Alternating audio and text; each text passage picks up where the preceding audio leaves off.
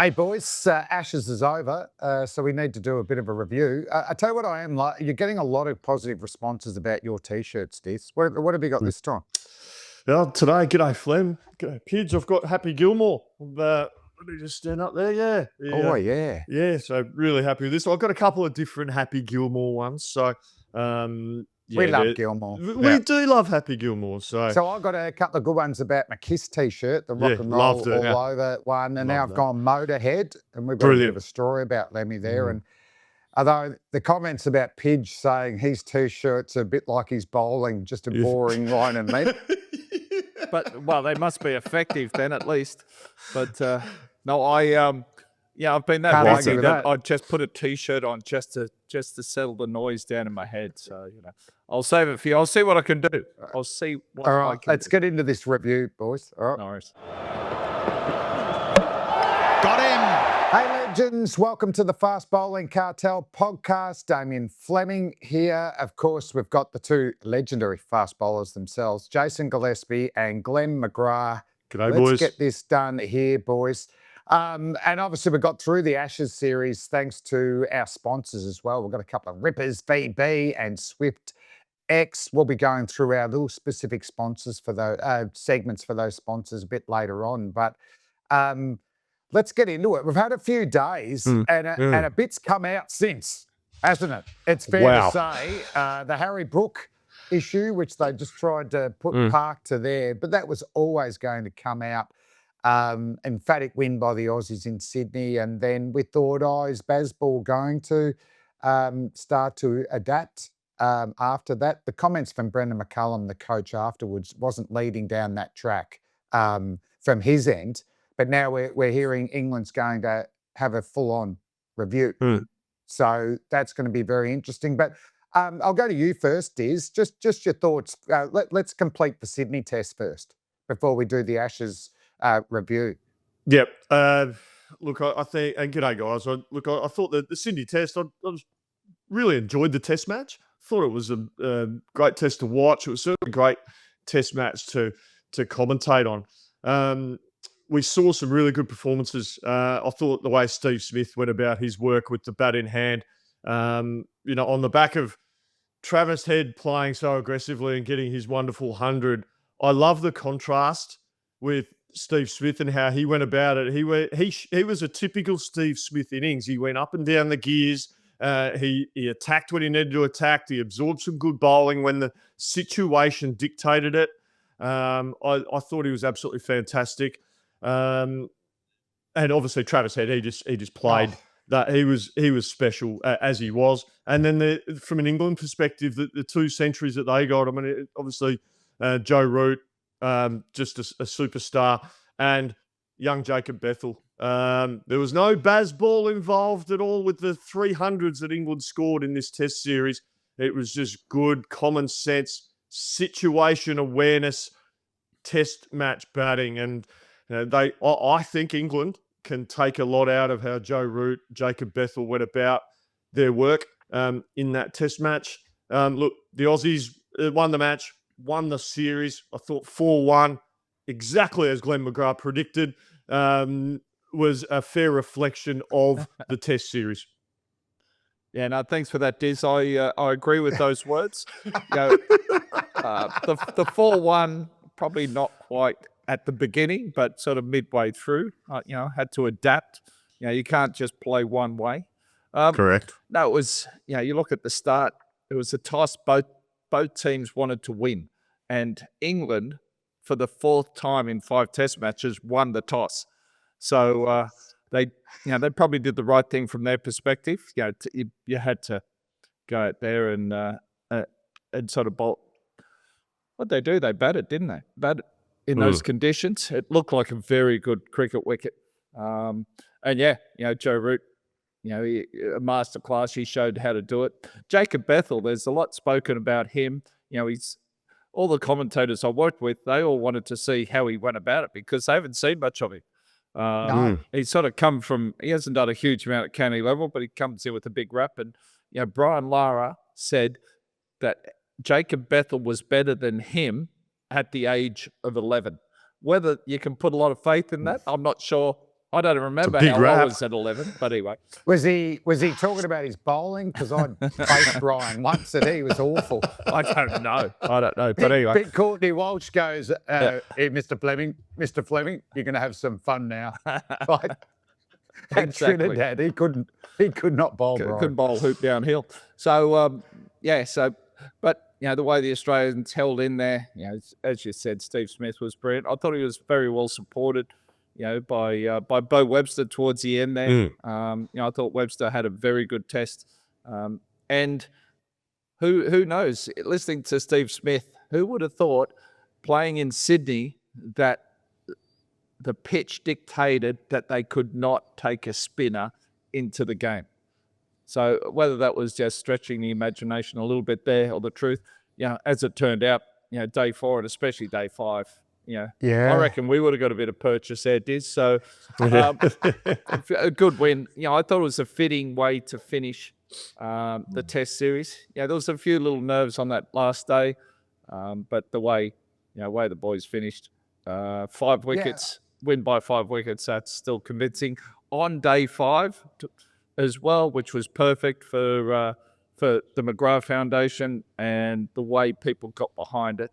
I just had a look before we come. We're about 1,000 seats off reaching the 480,000 virtual pick seats. That's which brilliant. is absolutely incredible. So a huge thank you to everyone across this great country of ours. And I know friends outside Australia got their virtual pink seats. So there's a lot goes into that test. It's a busy test for me, but the way the boys played to finish on day 5, that was perfect.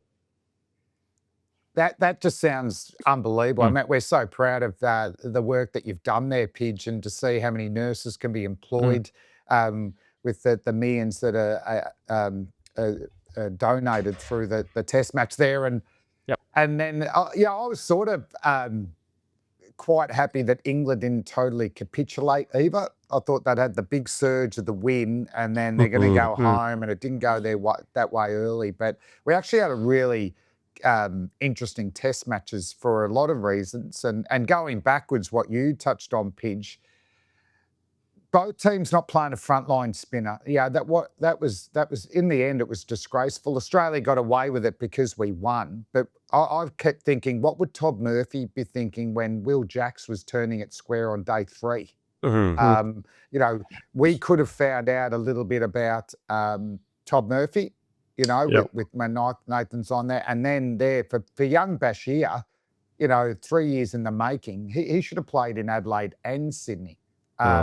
But it ticked to both of those test matches. It swung and seamed, batsmen got hundreds and spinners could turn the ball. So I think now, Pidge, the great thing is, I think with the SCG, we know you've got to play a spinner there, at least one spinner. The hundreds were fantastic, like what you touched on. That was Travis Head at his thunderous best again. There's no one in the world like him. Another man of the match. His ratio of man of match wins are the greatest ever. Ever since they've been taken. So he's the man. It's funny with Stephen Smith, him and Joe Root, greats of the modern era. Joe Root, when I look back at his innings, the cover drive is just brilliant. That late cut, it sort of reminds you what you hear about the players of the 30s and the 1930s used to play, that late cut and the whip through the leg side. With Stephen Smith, it's hard to remember actually where he scores. And we had Stuart Broad in our commentary going, he's such a weird player that Broadie's got him out the most in Test cricket, 11, but that's in 29 tests, so we didn't get him that often. And he recalls going, I never really had a real game plan to him. For a while we went wide and then he dealt on that, and then we went upstairs and then he dealt with that. Like the uniqueness of his greatness, I think, is I can't remember too much of a signature shot for him. And I certainly can't think of an obvious weakness. I think that's a really good point, Flammy. He just, I think what you just said about Stuart Broad probably sums it up. They kept changing their plans, and he just kept finding problem solving. He kept finding solutions, and that's the hallmarks of great players, both with bat in hand, especially bat in hand, but with the ball in hand as well. The great Test cricketers are great problem solvers, and I mean, you touched on Joe Root playing that, I suppose, that late cut through the vacant cordon and through the third man. He's always been found out in Australia on those faster, bouncier surfaces trying to play that because it's such a big shot for him in the UK and around the world where the surfaces don't bounce as much. But he's been caught out a little bit in Australia.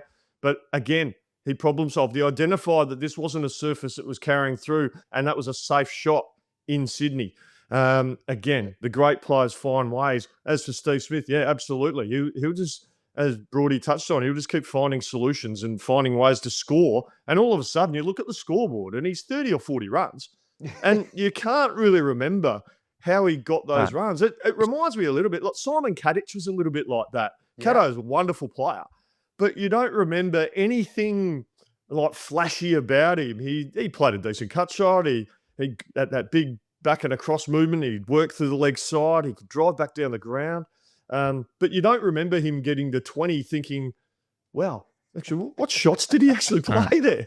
Like, so that, again, I think they're the hallmarks of good problem solvers in our game. Yeah, and just to add on top of that, Diz, most batsmen have a technique and that's the way they go about it. The thing with Smudge, with Steve Smith, is he can adapt his technique compared to the situation and the pitch conditions. So that's quite unique about him. He is a very unique character, without a doubt. All his little idiosyncrasies, the fact that he can change his gloves 3 times before he gets off the mark, all those things would probably irritate the opposition. But yeah, his adaptability and not just set in sort of this is my technique or is brilliant. And Joe Root, that little run down the third man, I think that's the most annoying shot in world cricket for a fast bowler. I'd rather put 20 slips in and stop them playing that shot. That's a one shot that annoyed me all the time. And the only thing, I don't want to diminish Joe Root's excellent series. No, incredible. No Pat Cummins was significant. When Cummins played in Adelaide, he knocked over Joe a couple of times. I think he takes away that shot, Pat Cummins, with that nip backer. And just quickly, my end on Jacob Bethel, that was one of the most stunning hundreds I've seen in my life for a young batsman under 25. For a player described as a white ball T20 generational player, his patience, defence, his shot selection, I thought embarrassed some of the older players in that English team. He reminded me, if there was one English player of my time I played against, it was Graham Thorpe. And, the late Graham Thorpe, great man, great player. I don't know about you guys, but he was the one English batsman that I bowled to, and there was great batsmen, Gooch, Atherton, Nasser Hussain, Stewart, Ramplakash, but I felt they were great defensive batsmen and they didn't take the game away from you. But I sensed when I bowled to Graham Thorpe, he was there to anything that was a fraction short, he was going to try and pull, and then you'd over-adjust, and then he's smashing you through the covers. Graham Thorpe's the batsman that I reminds me so much of Jacob Bethel. Yeah, I completely agree, Flem. I think that's a great comparison. Graham Thorpe was a wonderful player, there's no question. And Jacob Bethel, I just think he judged length quite quickly and was able to, when you judge length quickly, you get into position quicker to be able to play the ball, whether in an attacking or defensive mode. And I thought he did that really well. That, without a doubt, for me, I mean, that was his first 100 in professional long-form cricket. But he went big as well. He didn't throw it away. Absolutely. And look, that's one of the better hundreds I've seen in Test cricket, let alone a lad making his first 100. It was absolutely superb against a very good, quality, disciplined Australian attack. So he should take a lot of confidence out of that. England should take a lot of confidence out of that going forward. Is number 3 his spot? Well, that's kind of up for debate. It probably is for the time being. But I think in an absolute ideal world, England would have loved to have had Jacob Bethel maybe starting at 6 or 5 and then work his way up the order. Much like what the great Ricky Ponting did. Started his Test career at 6, worked his way up and nestled in at 3. But I sense that after that 150-plus score that England will probably commit to him being at number 3. That's the only spot there too. Hey, Pidge, we haven't spoken about the fast bowlers at Sydney, but let's do Sydney, but wrap up the whole series. Yeah, So I'll just throw, straight away. I'll just throw a little bit sorry. on Bethel there first too. The thing I liked about him was he played and missed it every now and then, but it didn't seem to faze him at all. He was just sort of, he just knew what he wanted to do. He focused on it, and he didn't try to blaze it to the boundary. You know, he timed it and just hit to the gaps, which is what you do. Like the fours were just, they were rolling into the boundary, not like BazBall where they're smashing or, you know, the way Hetty goes about it. So I think it was a really good tempo, and I'll be curious to see who he looked up to. Is Lara someone he looked up to? I wonder, because just that pick up again and a few things there remind. So anyway, but yeah, no, the bowlers themselves. Well, the Sydney Test was probably more your traditional Test wicket. Something in it early, but then through that middle period was good time to, you know, to bat. And then I don't know, I didn't see a huge amount of reverse swing, but I thought the way the boys ran in, you know, Starkey was brilliant again, Bolo, Ness, you know, all the boys, I thought did an exceptional job. Just the areas they bowled again, the pressure they built, and yeah, so. Yeah, if I can jump in, Pidge, I think Cameron Green's bowling, I was a tad disappointed with that, if I'm honest. Yeah. And the frustrating thing is he's got all the attributes, doesn't he? Like, he's big, tall lad. He bowls with good petrol, gets them through. Yeah. But there's just such inconsistency. And I wonder if that, in part, is he's put on such strict workloads to look after his body and that. He just doesn't have that robustness and bank of work to be able to come in and pound away. I mean, the average is about 11 overs a Test match. So, I mean, they're part-time bowler figures, really. That's just 5.5 overs an innings. That's what your part-time bowlers do. So, you know, I personally, and this is across the board as a general rule, I don't think young bowlers bowl enough, because you've got to actually find that balance. I don't know anything in life that you do less that you get better at. So, you know, I think bowlers, you know, at some point bowlers have to actually bowl and get that muscle memory and learn how to be disciplined and be accurate. You know, Scott Boland, how do you think he's so accurate?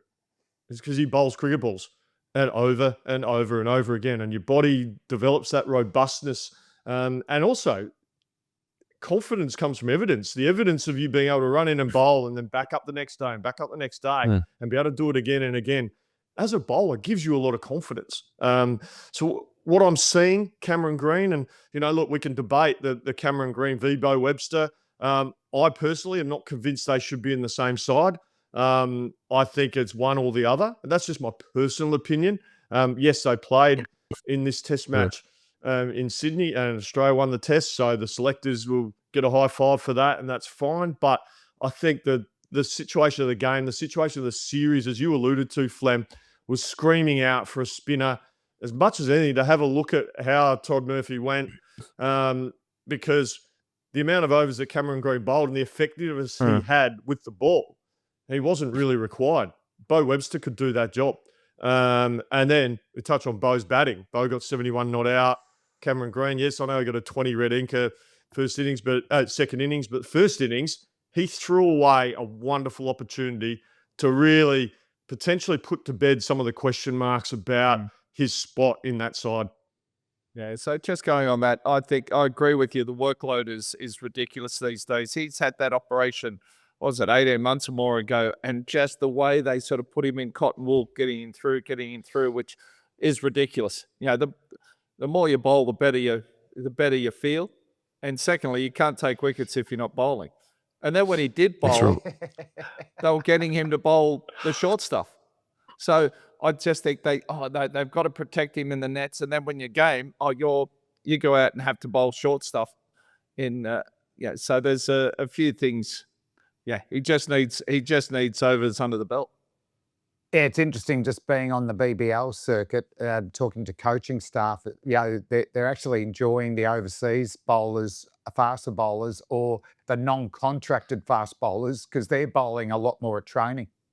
Yeah. They're just honing their skills, and they're sort of going, oh, can we push the young bowlers over there, or not even young bowlers, contracted bowlers? So they're just watching these overseas older bowlers like Peter Siddle, not worried about quotas and all that because it doesn't involve them. They just want to bowl as many balls so they can walk onto the field, knowing that they can look back going, Yorker, bouncer, slower ball and all that. I've got it. I've honed it perfectly. I'm just going to let it happen in a game. And I see with Cam Green, he doesn't own his stock ball yet. He's not bowling enough, right? So he's just searching for it. So the two outliers of this series, bowling-wise, Cam Green bowled like the English and Josh Tongue bowled like the Australians. Yeah, spot on. Absolutely England could not find a stock ball besides Josh Tongue. Yeah, you make a great point, Fleming. And touching on that and circling back to the BBL, you talk about the older bowlers. I mean, I was fortunate enough to coach Adelaide Strikers for a number of years. We had Peter Siddle, and he was our oldest bowler by a long way. Still playing first-class cricket. He would bowl more overs at training than any other bowler on our list. By the length of the straight, he would do his work against the batters. He would work on his various skills. He would then go into a net and do his Yorker practice to the Toblerones. He would work on his slower balls. He wanted to make sure that he was ready to go so that when he stood at the top of his mark, he knew that, as I said, confidence comes from evidence. The evidence being, I've done the work in the nets at training. I'm confident in my stock ball, my hard length. I'm confident in my Yorker, my wide Yorker. I'm confident with my backhand slower ball, out of the front of the hand slower ball. I'm confident with my short ball. I know what fields I want. I know my plans to specific batsmen. I'm ready to go. And as I said, and I'll say this again and again till I'm blue in the face, you don't get better by doing less. Yeah. And I'm very much a fan of survival of the fittest, the old law of the jungle. You bowl till you break, and if you break, someone else gets an opportunity. Yeah, you don't say, "Oh, Smudge, you've already played 20 cover drives. Well, just put that one away now, and then work on something." Like, seriously. But it is a bit ridiculous. That almost sounds like a give me a spell pitch. I'll save that one for you. I think this whole segment has been a gimme spell. But you look at Courtney Walsh, 21 years straight of cricket. Jimmy Anderson, what is he? 65 now. He's still captaining Lancashire. I reckon if they asked Jimmy to come back, he would come back for England in a heartbeat. In a heartbeat. Oh, without what's he now? He's he would have 43. enjoyed these He's pitches. 43. Yeah. He would have enjoyed these pitches better than some of the tours, because his record in absolutely. Australia And you isn't mentioned fantastic. Josh Tongue. Do you reckon, does Stokes not like Josh Tongue, or is it? Yeah. He should have opened the innings a lot more. Agree. Bowling. Agreed. Would have done better. Bowl the two bowlers who the Australian openers don't want to face, and that was himself, Stokes, and Tongue. Yeah. But just to finish that, the fast bowling cartel, I think we all agree. Mitchell Starc, we're happy with him, man of the series. Yep. Over 30 wickets. 100%. Bowled manfully. I mean, that's without his batting there as well. But geez, we needed him. I don't know where we would have been. No Cummins, no Hazelwood. Yeah. Boland and these are excellent. But you always need a main man. You need a spearhead. And Mitchell Starc, standing ovation for your efforts this Ashes series. And he bowled over 155 overs in 5 tests. Where's the workload there? There's, they didn't ease him. He's a guy that average speed was over 140 kilometres an hour. Unbelievable. Yep. And let's give a shout out to Brendan Doggett. Played the first 2 tests as well. Was asked to bowl very much the opposite of what he does in Shield cricket, where he looks to pitch the ball up and swing it. He was tasked with bowling those short ball plans, and he was very selfless and just went about his work and contributed to a couple of Australian wins, which was great. Yeah. Yeah, he'll get another chance, and hopefully he'll get a chance to just impart his stock game into it. But the one thing about Doggett I like is I think he is resilient. I think he can play a whole summer and hold up okay there. Hey, let's get it. Mate, you two have already touched on this great man though. Get into our sponsored segment, the Swyftx All-Rounder Index for the Sydney Test match. And for me, it's only one man. And it's a guy that's joined me scoring a 71 not out at number 9 against England in the Ashes series. It's Big Bo Webster. Yes, we love that.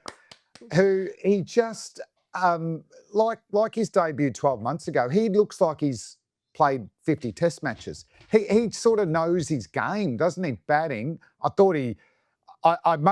prefer his off spin to medium pace. I know they stopped bowling off his Fatazzi a few years ago. Maybe that was condition based, and a 200 centimetre swing bowler, gives him another option there. But I want him to keep bowling off spin around the Australian team, because a bit like Colin Miller, you get a three-dimensional player. Not that Funky batted that well, but he did hit Curtly Ambrose for 2 great sixes.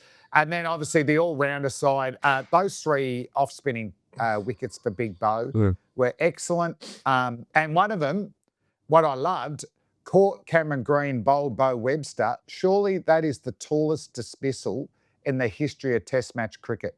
That's 406 centimetres there. Yeah, it's a tall dismissal, that, isn't it? It was absolutely brilliant. I echo your sentiments. I think Bo was great. I'm a little bit different in the thinking regarding the bowling. I actually like him early in a test, probably first 3 days, him to continue his seam ups, because if there is anything in the surface he can extract, and he's not express. He bowls low 120s, and that's fine. But it kind of reminds me a little bit of Tom Moody in that space.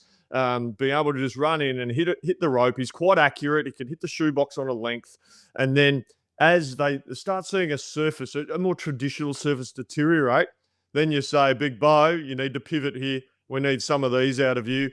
And then that'd be his predominant mode of bowling for the rest of the test. But look, he's been good. And you compare the 2 all-rounders, I think the numbers are becoming more and more in Bo Webster's favour. It's becoming harder, I think, for the selectors to justify playing Cameron Green ahead of Bo Webster. I mean, and look, Cameron Green, 171 runs at 24 and 4 wickets at 70 in the series. Bo got 71 not out, picked up 3 wickets. We know that they're both great in the field. I think the drums are beating louder for Bo Webster to be given the opportunity as that number 1 all-rounder. The man. Yeah, no, I'm a fan of Cameron Green. I think he's got huge potential. For such a big man, the way he moves in the field, the way he catches, unbelievable. He just looks underdone. Bo, on the other hand, has come into Test cricket and just looks like he's not overawed by the situation. It seems like he actually plays better at Test cricket, whether he likes the pressure, whether he likes the standard, the way he bats, the way he does everything. So you can't fault Bo at all. No, the opportunities he's had, he's been brilliant. And he's taken them, hasn't he? Every opportunity he's had. So, Big Bo, well done. You're the Swyftx All-Rounder Index winner for the Sydney Test. Sign up and verify with Swyftx to get $20 in Bitcoin, available for new customers only. See where crypto can take you with Swyftx. Promo code. We love the code. FBC20. FBC20. You can find the link in the episode description. Hey, boys, can we go straight to our other great sponsor here, VB? Can we go and have a chat about the VB hard worker for the Sydney Test or the Ashes series? I'm happy to lead this one, Flem. So the VB Golden Longneck Award, presented by VB to the hardest working fast bowler. Really hardest working fast bowler is, it means the same thing as fast bowler, doesn't it? They're all hard working. From VB, so over 18s only and drink responsibly. I'll throw that one in. Yes. Yeah, looking at the workload for all the bowlers, there's only 3 to choose from. So, gold, silver, bronze. Obviously, it's out of Scotty Boland and Mitchell Starc for the gold and silver, and Bryden Cass, he just ran in all day, every day for England. So I've decided to give the bronze to Cass, the way he bowled. He bowled 137 overs, took 22 wickets. A little expensive, but he's more a workhorse, I think, than that really get the ball up there, swing it. Josh Tongue should have opened, but you throw him the ball, he just runs in hard all day. Could not fault Carter's efforts. I agree. No. Yep. But Mitchell Starc, bit over 155 overs for the Test series, and Scotty Boland, bit over 159. So Bolo bowled more overs, but I'm going to give the gold medal, the VB Golden Longneck Award, to Mitchell Starc because, like you've already touched on, Flem, every over, even the first ball of every spell was in the 140s pretty much. So over 100 Test matches, still bowling mid-140s, unbelievable series. You know, I think the work with the bat, especially at Brisbane, gets him across the line as well, and he's always on the boundary. You know, the fast bowler's always on the boundary, so you're probably travelling 5 to 10 times more in the field than some of these batsmen that field at first and second slip. So, so I put Mitchell Starc, 155.1 overs, 31 wickets at 19.9. He's my Brilliant. VB Golden Longneck Award for the hardest working fast bowler. Very good pitch. Can't disagree with that one. Can't Like how you disagree. went the bronze, silver, gold there as well. Yeah, love that. Thrown a bit up. Okay, we need to talk about England, but I'm going to go with my top 5 BazBall failures. And I'm really looking forward to you two responding on the back of that with your thoughts of the whole England Ashes campaign. So the countdown of my top 5 BazBall failures. Number 1, disastrous preparation. No warm-up games, just vibes and nets. England arrived half-cooked and they got barbecued down under. All right? They got 100%. absolutely barbecued. Yep. Number 2, the 2-day Perth Test nightmare. At lunch on day 2, gentlemen, if you remember, they're virtually 1 for 100. They win this next session, England, and they win the Test match and set up the series. What the bloody hell did they have at lunch? Was it Peking duck and half a dozen Red Bulls? Because they come out and went T20 mode with poor shot selection, so reckless. It was almost like they were auditioning for a BazBall blooper tape, wasn't it? Brooks trying to drive Scotty Boland's bounces, and he got out. And then they got Trav ball, didn't they? That century was so savage on their bowlers. They never recovered, and I think all their quicks in recovery to this day in therapy. Number 3, party time Poms. 2-week stay at a Perth casino. It was prep. Brooks's New Zealand rooftop shots with a bouncer pre-series that we heard about afterwards. The Noosa bonding session that turned into a Ben Duckett viral social media disaster. They didn't just lose the Ashes, they've written the script to Hangover 4, this English team. Haven't they? Lock it in, Flem, lock it in. And it could get Lock paid, that in. It could get paid for, the Hangover 4 from the Poms, with Harry Brooks' fine. 60 grand. True. You could make Spot the on. movie for that. Okay. Number 4, selection, top order, and fielding just meltdowns, all right? They pick a half-fit Mark Wood who got through 11 overs before his knee just divorced the rest of his body. He's out. So that plan to go with all quicks is gone in Perth. Bethel and Tongue don't play the first test. At worst, Tongue should have played the pink ball test after the Prime Minister's 11. Will Jack's selection at number 8, that was un-BazBall. It was conservative. This is not what we got told the way the BazBall went about it. And Shoaib Bashir, the young off-spinner, groomed for 3 years to be the spin saviour. He was left carrying the drinks in the spin-friendly pitches at Adelaide and Sydney. He was forgotten like a spare tyre, wasn't he? Yeah, The poor he kid. was. Okay, the BazBall big guns flopped spectacularly. Ollie Pope got dropped faster than a bad Tinder match. He was just gone, wasn't he, at number 3? Crawley and Duckett averaged 19 opening the batting. They collapsed like drunk dominoes. Really, they were out first over, and the other one got out soon after that. Brook gifted away his wicket so often with dumb heaves. he left the Barmy Army in absolute disbelief that they just witnessed the worst shot they've seen in Test match history. Only for Jamie Smith, the wicketkeeper, to come up and sing, "Hold my hat, watch this, Barmy Army," to Oasis's "Don't Look Back at in Anger." In anger. He got bounced out by medium Marnus with 3 out on the leg side. So the poor Barmy Army must have been going... That's giving Marnus a rap calling him medium, isn't it? But he bounced him out, didn't he? At slow medium.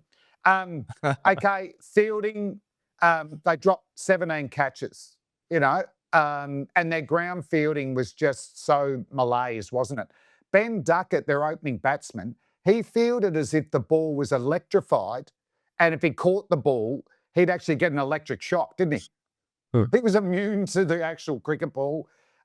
They could get Phil Tufnell to be their fielding coach, and it actually improved their fielding. That's how bad that was. And last, the fifth, the BazBall refusal to adapt, okay? It's stubborn, ultra-risky mantra, repeated collapses, no big series wins, is it? They haven't beaten India. They gassed it against India at home. They haven't beaten Australia in the 2 series. And to hear from Brendan McCullum, their coach, afterwards, that really, there's not going to be too much hedging. You know, he's not going to listen to the ECB. He's going down his way. So England really wilted under the pressure like a cheap umbrella in an Aussie dust storm. And to quote Monty Python, I think they summed up BazBall. And it's about their dead parrot sketch. BazBall is no more. It has ceased to exist. It's expired. It's gone to meet its maker. This is late BazBall. It is stiff, bereft of life. It rests in peace. Its mantra now is of interest only to cricketing historians. Rest in peace, BazBall. Okay, that's my top 5, boys. Very, very good, Flam, very good. You sure that was only top 5? I thought it sounded like top 15 there for a minute. Well, you know, my top 3 had 3 sections to it. That's right.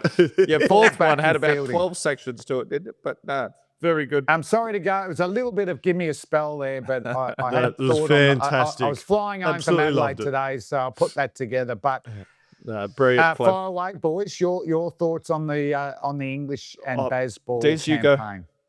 Yeah, look, I can't really add much to what you've said, Flem. I think you've summed it up as well as I've heard. Look, I think one of the things that annoyed me as well is some of these catchphrases that we're hearing, like "run towards the danger." What the hell's that? What the heck's that? Who knows what that is? I think that was a Motorhead song. Yeah, maybe. But no Bashir playing. He was earmarked, as you said, for 2 years at least. He was plucked out of the leagues as they thought he had the attributes that could succeed in Australia. So they played him everywhere. And he was actually England's top wicket taker the last couple of years. Then we get to the Ashes, and all of a sudden, he's nowhere to be found. What is going on? Did you see that photo of social media, someone taking a photo of him taking a photo at the Adelaide pitch after the test was over? Really? The poor He kid. probably did the same in Sydney as well, because he would have been quite the handful. But it was just strange. I agree with you. Will Jacks being picked is the most un-BazBall selection, most negative selection you could probably have. And he played 4 tests. It wasn't a one-off. That's what was absolutely blew me away. I didn't mind him playing, but he had to bat up the order and get another bowler in. I didn't mind him playing. Yeah, it was just crazy. And it is rest in peace, BazBall. I mean, I reckon it was very much that when Jamie Smith played that, the worst shot I've seen in professional cricket to get dismissed by Marnus Labuschagne. It's no disrespect to Marnus's bowling at all, but they set the trap, and it was just so obvious what Australia were trying to do, and yet he just spoon-fed one up to Scotty Boland. It was absolutely bonkers. And it wasn't like there was 2 or 3 overs to go till lunch, though, Des. Yeah, it was crazy.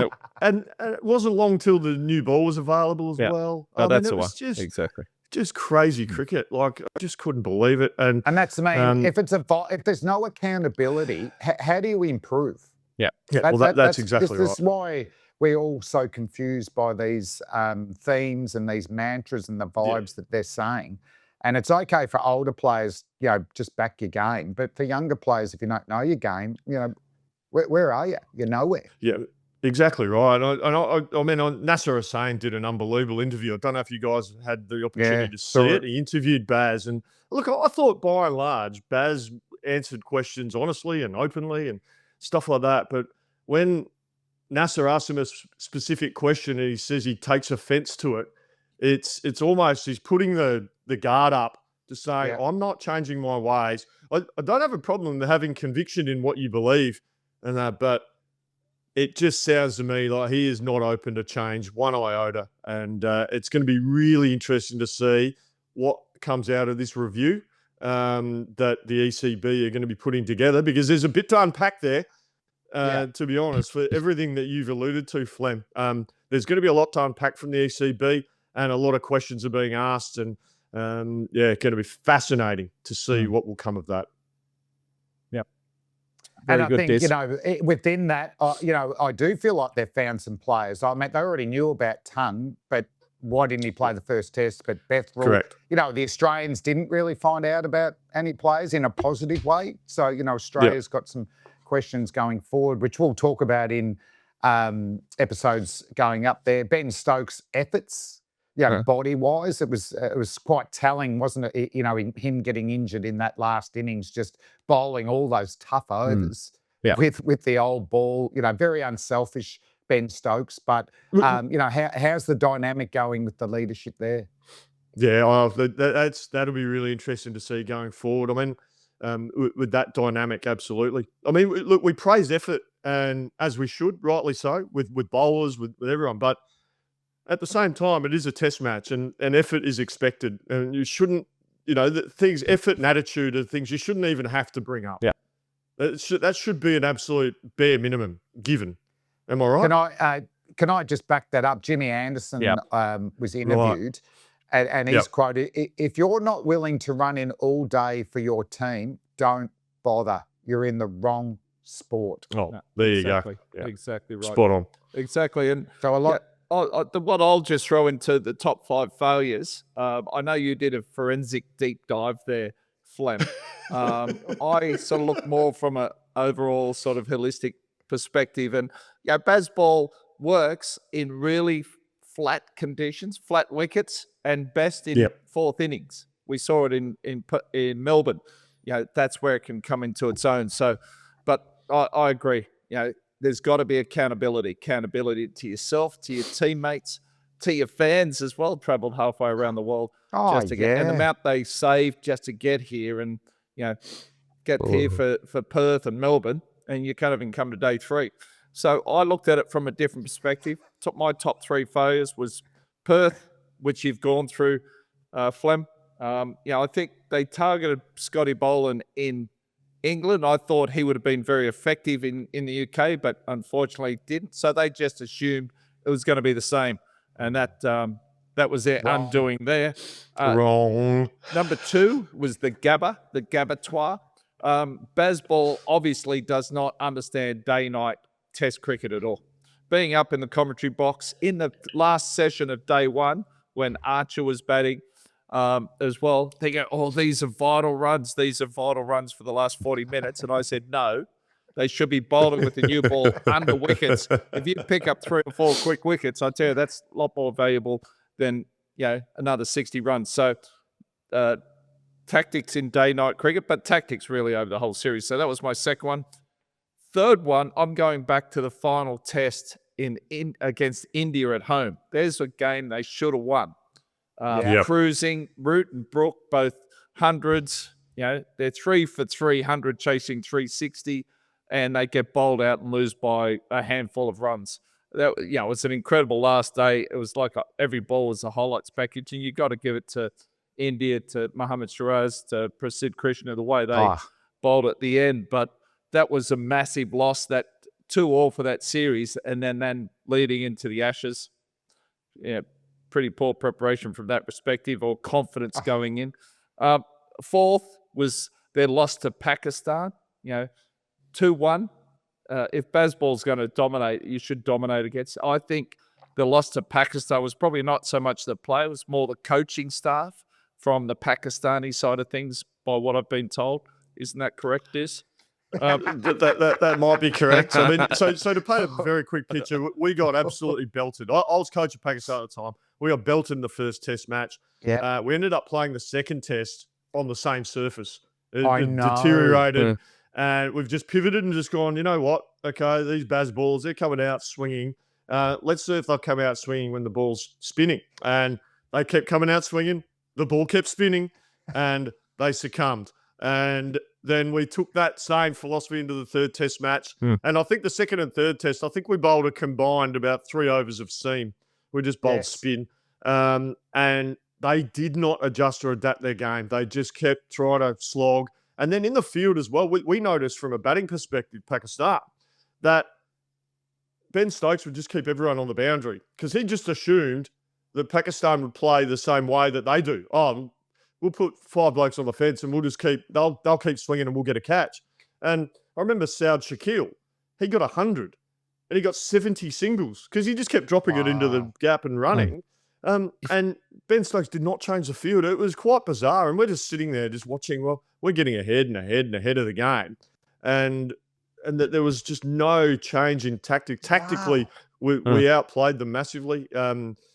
Skill-wise, outplayed them. And it was, you started to see I felt there were a few cracks in it. Yep, exactly right. So there's Finish another failure of BazBall. And my fifth one, I put their home Ashes series in 2023.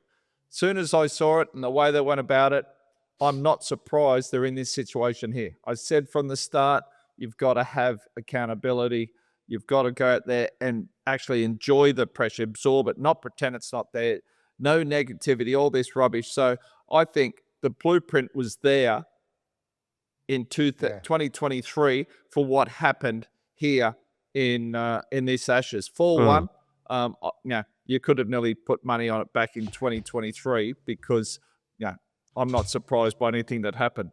And the final thing, I guess, just to finish off, Australia scored quicker than England pretty much for the whole series. So what's that say about BazBall if the opposition team is actually scoring quicker than you? So, that was, anyway, my top 5 failures were more from, matches and a couple of series thrown in great. at the end there. No, you definitely Brilliant added pitch. some different from more historic value there as well. I think this leads us into, gentlemen, a little segment that has a lot of the cricketing media and players on their toes a little bit, because if there's any inconsistencies or hypocritical comments or style of play, this man nails them. And it's, of course, the Jason Gillespie Give Me a Spell segment. Let it fly, Diz. Yeah, thanks, Pidge. Thanks, Flem. Thanks, Pidge. No. Yeah, there's been a few things. Look, we've actually touched on a few things with Give Me a Spell. So I'm not going to go over those again. That you mentioned stuff McCullum said and some of the things, Harry Brook and the like. We could unpack that and make it a Give Me a Spell segment. But I'm just going to go a little bit different today. Just a couple of things that have just caught my attention, so to speak. First one, after the Melbourne Test, I saw a comment on on our YouTube from at Joe Green with 3 E's, and it was in response to us talking about the surface at the MCG and all this sort of stuff. And we were saying, look, batsmen probably need to take a little bit more responsibility. Yes, there was a bit of excess sea movement. But we were saying that, okay, the batting could have been better, and we gave clear examples as to why that is. But this joker was having none of it. Said, pitch sucked. These guys have all scored tons and all sorts of wickets. Don't be so stupid, Diz. You sound like an F-wit. What? Give me a spell. Who the hell do you think you are? Calling me that. Nonsense. We gave our reasons. We gave our things. Don't swear at me, boy. Don't swear at me. Give me a spell. What sort of individual? We can all handle constructive criticism. Correct. No I'm not having shit that. statements. Flem, I'm not having it, mate. I'm not having it. I'm Flem, sorry. Who is that smiling snap ahead? Yeah, absolutely. That snap ahead from full Muppet. fairway. Right. I've got another one. I've got another one. In the last couple of rounds of BBL, there were 8 games. Or there were 4 games featuring the 8 teams.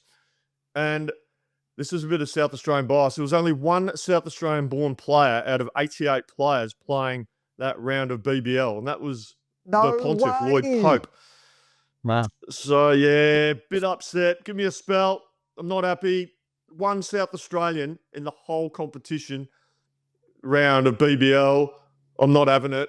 What the hell is going on, BBL franchises? I know. Give me a spell. Yeah. Terrible. Give me a South Australians, spell. we need more representation. You're South I Australian, Des. Were you born in South Yes, Australia? I am. I wasn't born, but I am South Australian, Glenn. Oh, sorry. So Sorry, mate. Oh, you can zip don't it. crank him up, Glenn. Give me a Don't spell. crank him up, Glenn. Right, give me He's a in his spell. zone. Right. And one more. Now, this is a bit more of a light-hearted, give me a spell. Ooh. Now, Travis Head, Mitchell Stark. Oh, yeah. You score all the runs in the series. You take all the wickets in the series. Starkey, you go and play golf. You get a hole in one. Trav No. plays blitz golf. He sinks a 50-foot putt. Mate, can you leave some of the luck or the good fortune to anyone else, boys? Come on, give us a spell. You're flying. Give someone else a chance to do something good. I agree. That's my Like, if give me you'd a said spell, boys. I thought I'd finish one on a light note. Yeah, it was great. One Australian got a hole in one. One sinks a 50-metre putt. Choose those 2 players. You go Travis Head and Mitchell Stark, wouldn't you? Yeah. It was brilliant. I don't know if you saw the footage of Trav. Yes. He's just nailed the putt. And he's just hand up. He knows. He's got it in. He's walking down. Big applause. It was crowded. Greg Blewett was in the background. It was very funny on that footage. So, but maybe we can, loved it. Maybe you can have a chat to them, Des, and we'll get 3 or 4 numbers off each of them, and we'll play it in Powerball next week and see how we go. Because they cannot do a single thing wrong, can they? That's right. They've been absolutely brilliant, and may they keep doing it. A few of the boys have gone back to the BBL, so we'll wrap up the BBL when it's finished as well here. But for sure. Ashes That'd be great. 25, 26, that is all over from our end. I tell you what, we're going to start doing to the list for the listeners and viewers. We're going to start getting some special guests over the next few weeks. So make sure you like it, subscribe, comment, but also suggest which we'll start with fast bowlers that you'd love to have on the podcast. So we'd love to have a chat about their careers, but also, find out why they were so great and their thoughts on the modern game as well. But boys, and thanks to our sponsors, of course, Swyftx and VB, but that is the fast bowling cartel. Gentlemen, awesome. Once again, Diz. Thank you. Pidge. We'll be back in a week's time with a big name fast bowler. See you, gentlemen. Happy days. Cheers, boys. Thanks, boys.